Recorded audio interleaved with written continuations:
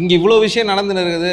வட கொரியால இருந்து ஒருத்தர் அவர் பொண்ணு கூட உட்காந்துக்கிட்டு அந்த ஒரு அணு ஆயுதத்தை விட்டுட்டு இங்க போர் நடக்குது. பிராக்டிஸ் பண்ணி பாக்குறாங்க. ஒரு அணுகுண்டு எடுத்து அப்படியே அச்சு அப்படி போட்டோன்னா எப்படி இருக்கும் தெரியுமா?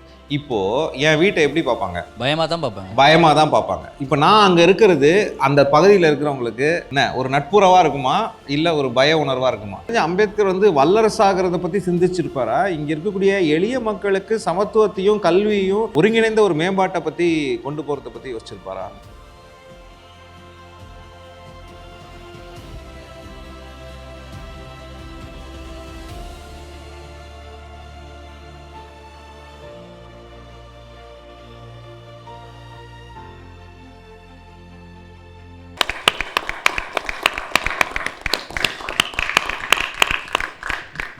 அனைவருக்கும் இனிய வணக்கம்.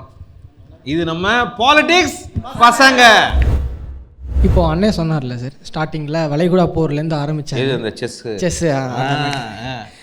இப்போது எனக்கு ஒரு அண்ணன் சொன்னதுலேருந்து ஒரு அண்ணன்ட்டு ஒரு சந்தேகம் என்னென்னா, நம்ம இந்தியா ரஃபேல் போர் விமானங்கள்லாம் எந்த நாட்டிலேருந்து வாங்கிட்டு இருக்கு? வெளிநாடுகள்லேருந்து வாங்கிட்டு இருக்குல்ல.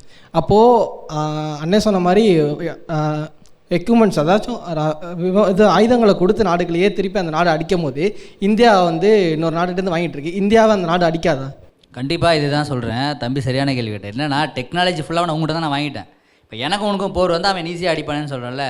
இது மிகப்பெரிய ரஷ்யாவுடைய யுக்தி தான். இது இந்தியாவுக்கு ட்ராபேக் தான். எப்போவுமே எந்த கட்டமைப்பையும் எந்த ஒரு அணுசக்தி எதையும் நாம் உருவாக்கணும். அதுக்கு தான் அப்துல் கலாம் அணுசக்தி நம்ம முயற்சி செஞ்சோம். நம்முடைய கண்டுபிடிப்பு இருக்கும்போது அவனுக்கு எப்படி கண்டுபிடிக்க முடியாதுன்னு முயற்சி. இன்னைக்கு வரைக்கும் ஐஃபோனை எவ்வளோ பேர் சரி இப்போ நீங்கள் இப்படி சொல்கிறீங்க, நாங்கள் ஒரு அணு ஆயுதத்தை கண்டுபிடிச்சிருக்கோம் அப்படின்னு சொன்ன உடனே இங்கே இவ்வளோ விஷயம் நடந்துன்னு இருக்குது. வட கொரியால இருந்து ஒருத்தர் அவர் பொண்ணு கூட உட்காந்துக்கிட்டு அந்த ஒரு அணு ஆயுதத்தை விட்டுட்டு சூப்பரா போகுதுல அப்படின்னு டக்குன்னு துப்பாக்கி எடுத்து சுட்டு பாக்குறேன் டபால் டிமில்னு. இங்க போர் பிராக்டிஸ் பண்ணி பாக்குறாங்க. இதுதான் நீங்க கேட்ட கேள்வியிலே அது பதில் இருக்கு. நீங்க சொல்லுங்க, இப்ப வடகொரியா ஏன் சொல்றீங்கன்னா, வடகொரியா எந்த நாட்டுக்கிட்டையும் போய் மிசைல்ஸ் வாங்காது, யாருக்கிட்டையும் போயிட்டு எனக்கு அதை கொடுன்னு கேட்காது. அவனே உருவாக்கி வச்சிருக்கான். அந்த டெக்னாலஜியை கண்டுபிடிக்கிறதுக்காக தான் மிகப்பெரிய கஷ்டம். அதனால தான் தன்னுடைய தாய்மொழியில தான் உள்ளகிற எல்லா அமைப்பும் இருக்கும். இப்போ சைனாவில் போனீங்கன்னா கூகுளே இருக்காது. எல்லா நாட்டிலையும் கூகுள் இருக்கல, சைனாவில் கூகுள் கிடையாது, வடகொரியாலையும் கிடையாது. தாய்மொழி தான் இருக்கும். நீங்கள் ஒரு விபிஎன் போட்டு தான் டேட்டாவே உங்களால் எடுக்க முடியும். அதனால தான் கூகுளும் அக்செப்ட் பண்ணுறதே இல்லை. எதுக்குன்னா வடகொரியாவில் இருக்கிற எல்லா பொருட்களும் ஏவுகணைகள் எல்லாமே அவன் நாட்டுடைய ப்ராடக்ட். சரி, நீங்கள் சொல்கிறது நான் ஒத்துக்கிறேங்க. அவங்க இப்போ பவர்ஃபுல்லாக வச்சுக்கிறாங்க, அவங்க கண்ட்ரோலில் வச்சுருக்காங்கன்னு. அவங்க இப்படி பவர்ஃபுல்லாகவும் கண்ட்ரோலாகவும் இருக்கிறதுனாலேயே அவங்க மேதில் ஒரு கவனமான ஒரு அச்சுறுத்தலோ ஒரு போர் பதட்டம் உருகாகுதா இல்லையாங்கிறேன். புரியல எனக்கு, புரியல உங்களுக்கு. நான் என்ன சொல்கிறேன்னா, இங்கே ஒரு சண்டை நடந்துனே இருக்குது, ஒரு பிரச்சனை நடந்துன்னு என் வீட்டிலேருந்து நான் பட்டாக்கத்தியாக எடுத்து காட்டுறேன் அப்படின்னு ஒரு அணுகுண்டு எடுத்து அப்படியே அச்சு அப்படி போட்டோன்னா எப்படி இருக்கும் தெரியுமா? இப்போது என் வீட்டை எப்படி பார்ப்பாங்க? பயமாக தான் பார்ப்பாங்க. இப்போ நான் அங்கே இருக்கிறது அந்த பகுதியில் இருக்கிறவங்களுக்கு என்ன ஒரு நட்புறவாக இருக்குமா இல்லை ஒரு பய உணர்வாக இருக்குமா? இவன் எப்போ இதை அவுத்து விடுவான், இல்லை எப்போ இதை வீசுவான்ற ஒரு எண்ணம் வரும். இதுதான் தவறு. இல்லை இப்போ நான் என்ன கேட்குறேன்னா, இப்போ இதை காரணம் காட்டியே நாளைக்கு அமெரிக்கா வட கொரியா ரொம்ப மோசமாக இருக்குங்க, அவங்க அந்த ஒரு குறிப்பிட்ட அந்த அந்த ஆப்போசிட்டி பாம்பை மட்டும் திறந்தாங்க, அவ்வளோதான் எல்லாருமே காலி. அதை திறக்கிறதுக்குள்ளே அந்த ஆப்பத்தை அமுக்கணும். அதனால அமெரிக்கா களமிறங்குது, இஸ்ரேலை அப்படியே அக்குள்குள்ளே கூட வச்சுக்குது.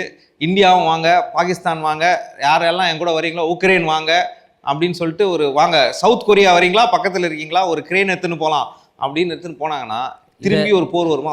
இதை நம்ம எப்படி பார்க்கணும்னா, ஊருக்கு ராஜாவாக இருக்கலாம், வீட்டுக்கு நீ தொடப்ப கட்டை தான். எப்படின்னா நீங்கள் தொடப்ப கட்டைன்னு யாரை சொல்கிறீங்க? இல்லை, நீ யாருன்னு சொன்ன ஊரில் வெளியில் நம்ம தௌலத்தை தெரியும், ஆனால் வீட்டுக்கு போட அம்மாக்கோ மனைவிக்கோ அடக்கமாக தான் இருப்பாங்க. அந்த மாதிரி வடகொரியா தன்னுடைய பலத்தை காட்டுறதுக்காக தான் தன்னை அப்பதான் நீ என்ன அடிக்க ப்ரொடெக்ஷன் மாதிரி. இப்போ உலகத்துல எல்லா போர் நடந்துட்டு இருக்கும் போது என்கிட்டயும் ஆயுதம் இருக்கு, நீ என்கிட்ட வந்துடாத அப்படின்னு அது ஒரு எச்சரிக்கை தான். இது ஆரோக்கியமான ஒரு போக்கான்னு எனக்கு கேட்குறேன் நான். நீங்க இளைஞர்களா இருக்கிறீங்க, எதிர்காலத்தில் நீங்கள்லாம் தலைவராகி நீங்களாம் ஏதோ கட்சியில் நின்று ஜெயிச்சு உங்களெல்லாம் ஓட்டு போட்டு உங்களை பிரதமராவோ ஜனாதிபதியாவோ அதிபராவோ கொண்டு போய் ஒரு இடத்துல உட்கார வச்சா டிஃபென்ஸ் மினிஸ்டரானா நீங்கள் என்ன பண்ணுவீங்க? ஆயுதத்தை எடுத்து இது பண்ணுவீங்களா, இல்லை வேற மாதிரியான ஒரு நெகோசியேஷனுக்கு போய் இல்லை மிச்சர் சாப்பிடாத ஒரு யூஎன் மாதிரி ஏதாவது ஒன்று அமைப்பீங்களா? கல்வியில் அமைதிக்கான கல்வியை உருவாக்கி குழந்தைகள்கிட்ட negotiation and conflict resolution skills அதிகப்படுத்துவீங்களா? இல்லை, இது வந்து மற்ற நாடுகள் எப்படி இருக்காங்கன்னு அதை தெரிஞ்சுக்கணும்ல. இப்போ ஈரான் வந்து அணு ஆயுதம் தயாரிக்கிறாங்கன்னு சொல்லி தான் தாக்குறாங்க. அமெரிக்காவும் இஸ்ரேலும் குற்றச்சாட்டு வைக்கிறாங்க. இப்போ அணு ஆயுதம் யார் வச்சிருக்கா? அமெரிக்கா கிட்டே இருக்குது, ரஷ்யா கிட்டேயும் இருக்குது. இப்போ மற்றவங்க வச்சிருக்கிறப்ப தான் வந்து அதை தயாரித்தா என்னங்கிற அந்த நாடு தங்களை முன்னிலைப்படுத்திக்கணும், பாதுகாப்பு படுத்திக்கணும்ல. இப்போ யாருமே தயாரிக்கக்கூடாதுங்கிற நிலை வேறு. இப்போ யாருமே வந்து இப்போ பெரிய பெரிய அணு ஆயுதங்கள் வச்சிருக்க கூடாது அப்படின்னு உலக நாடுகள் ஒத்து வந்திருக்காங்களா? அப்படி ஒரு சூழல் இருக்கானா? கிடையாது. நாட்டோ ட்ரீட்டிலாம் என்னது அது? அதெல்லாம் அதுக்கு தானே நேட்டோங்கிறது அமெரிக்காவுடைய நட்பு நாடுகள். அந்த நாடுகளுக்கு வந்து அமெரிக்கா தர ஒரு இராணுவ பாதுகாப்பு மாதிரி நேட்டோ அப்படிங்கிற கூட்டமைப்பு மாதிரி. இல்ல, அதாவது இப்ப மற்ற நாடுகளுக்கு வந்து அமெரிக்கா ராணுவத்துக்கு பாதுகாப்பு தரும். அவர் வந்து ஜிகர்தண்டா படத்துல வரக்கூடிய மெயின் அப்படிதான் பண்ணீங்க தாதா மாதிரி. மற்றவங்களாம் வந்து உமா கொடுத்துட்டு பக்கத்துல போய் உட்காருங்க, எல்லாம் பிரியாணி சாப்பிடுங்க. இல்ல பவர் இப்ப மற்ற சின்ன நாடுகளே வந்து பவர் சென்டரை நோக்கி தன்னோட இணக்கமா வச்சுக்கிறது வந்து முயல்றது சாதாரண விஷயம்தான். இப்ப ஒன்று ரஷ்யா இல்ல அமெரிக்கா அப்படின்னா ஏதாவது ஒரு நாட்டு கூட வந்துட்டு நம்ம நட்புறவா இருக்கணும் அப்படின்னு தான் நினைப்பாங்க. ஏன்னா இப்போ ஃபார் எக்ஸாம்பிளாக இப்போ அவங்க கூட வந்து வாணிபம் செய்யறதுக்கு, அந்த மாதிரி அவங்ககிட்ட இருந்து ரிசோர்ஸஸ் வாங்குறதுக்கு வச்சுக்கிறதுக்கு, இதுக்கு வந்து ஒருத்தவங்க கூட வந்து இணக்கமாக இருந்தால் தான் அவங்களுடைய க்ரோத். இப்போ ஃபார் எக்ஸாம்பிள் இந்தியா வந்துட்டு அமெரிக்கா கூட ஒரு நல்ல இணக்கமான இதில் இருக்கிறாங்க. இப்போ இதனுடைய விளைவாக வந்து அவங்ககிட்ட நிறைய நம்ம டிரான்ஸ்போர்ட் பண்ணுறோம், எக்ஸ்போர்ட் பண்ணுறோம், நிறையா வாணிபம் வச்சுக்கிறோம்.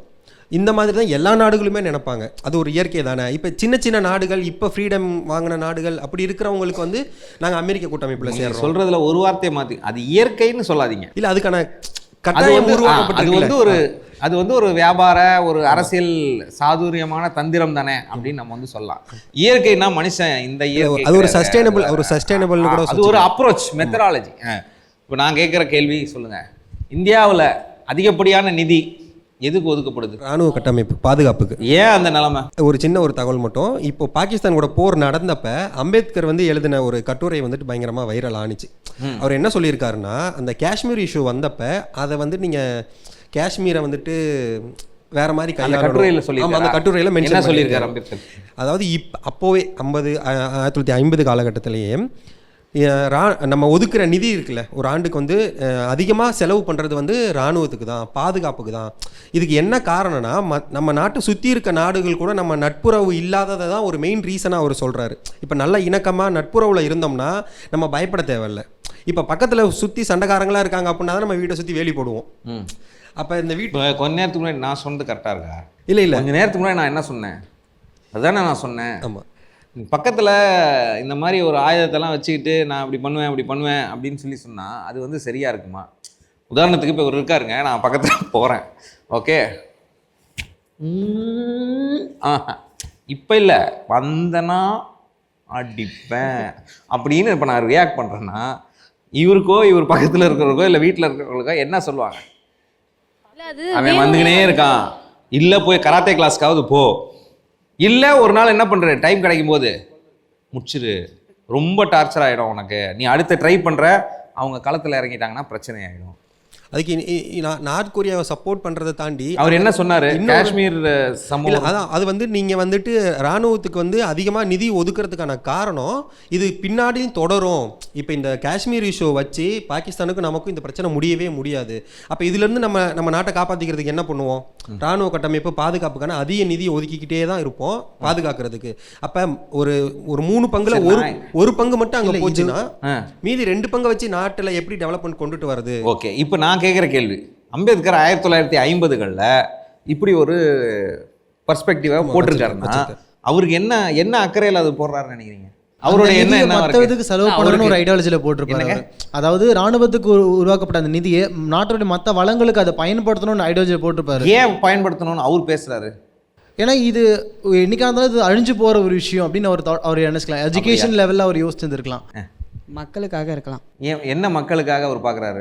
ஏன்னா இப்போ தாழ்த்தப்பட்ட மக்களுக்காக வந்தவர் யாருன்னு பார்த்தீங்கன்னா அம்பேத்கர் அவர்கள். அப்படி சொல்லும் பொழுது இப்போ நீயும் அவனை சண்டை போடுறீங்க, ஓகே ஏதாவது பண்ணிக்கோங்க, இதில் யார் பாதிக்கப்படுறா? மக்கள் தானே பாதிக்கப்படுறாங்க. சாதாரண எப்படி பாதிக்கப்படுவாங்கன்னு நினைக்கிறீங்க? இப்போ அகதிகளா போர் போக நடக்குது, ஆரம்பிப்பாங்க. போர் நம்முடைய- நடக்கிறதுலே மக்கள் தானே பாதிக்கப்படுறாங்க. ஓகே. அரசியல் தலைவர்களோ இல்ல அரசியல்வாதிகளோ பணக்காரங்களோ அவங்களாம் யாருமே பாதிக்கப்படுறாங்க. ஒரு நாட்டில் போர் வருதுன்னா அந்த நாட்டுடைய மக்கள் அகதிகளாக மாறுவாங்க. அவங்களுடைய கரன்சி வேல்யூ ரொம்ப டிக்ரீஸ் ஆகும். அவங்களுடைய வளங்கள் எல்லாம் ஏற்றுமதியும் இல்லை இங்கே உள்ள வரதோ இன்னைக்கு குறைக்கப்படும். இந்தியாவுடைய கரன்சி அமெரிக்காவோட எப்படி இருக்குது? எவ்வளோ ரூபாய்க்கு வந்திருக்கு? குறைவாக தான் இல்லை டாலரோட கரன்சி கம்மியாக இருக்குனால அவனுடைய போருக்கு இது ஒரு கீ பாயிண்ட்டாக நினைக்கிறேன் அமெரிக்கா. ஏன்னா வல்லரசு ஆகணும்னா அவனுடைய மணி வேல்யூ தான் ஹையஸ்ட்டில் இருக்கணும். ஆனால் ஒரு குறிப்பிட்ட பீரியடில் அமெரிக்காவோட டாலர் வேல்யூ குறையுது அவன் அனலைஸ் பண்ணுறதுனால தான் அவனுடைய நேர நாடுகளுக்கு அவனுடைய எக்யூப்மெண்ட்ஸ் எல்லாமே சேர்ப்பு. அதாவது 2ஆம் உலகப் போரில் பண்ணதை அமெரிக்கா இப்போ திருப்பி கையெடுக்குதுன்னு ஒரு ஐடியாலஜி இருக்கு. ஏன்னா 2ஆம் உலகப் போரில் அமெரிக்கா டைரெக்டாக போய் அட்டாக் பண்ணல எந்த நாடையும், அவனுடைய ஆயுதங்களை சேல் பண்ண ஆரம்பிச்சது. ஓகே. இப்போ அதுக்கப்புறம் கடைசி அமெரிக்கா அடித்து எல்லா நாடுகளுக்கும் அப்போ வல்லரசனாராக 2ஆம் உலகப் போர் மாறுது. திருப்பியும் இதே நிலைமையில் அமெரிக்கா அந்த யுக்தியை பயன்படுத்துறது ஒரு சந்தேகம் இருக்குது. மேபி அம்பேத்கர் சொன்ன மாதிரி நம்ம அந்த போருக்கு உண்டாயிட்டோம்னா நாடு வந்து ரொம்ப ஏழையாயிடும். திருப்பி அதனுடைய வல்லரசு அதாவது டெவலப்பிங் கண்ட்ரியாக கொண்டு வருதுன்றது ரொம்ப சேலஞ்சிங்காக போயிடும். இல்லை, எனக்கு தெரிஞ்ச அம்பேத்கர் வந்து வல்லரசாகிறத பற்றி சிந்திச்சிருப்பாரா? இங்கே இருக்கக்கூடிய எளிய மக்களுக்கு சமத்துவத்தையும் கல்வியையும் ஒருங்கிணைந்த ஒரு மேம்பாட்டை பற்றி கொண்டு போகிறத பற்றி யோசிச்சிருப்பாரா?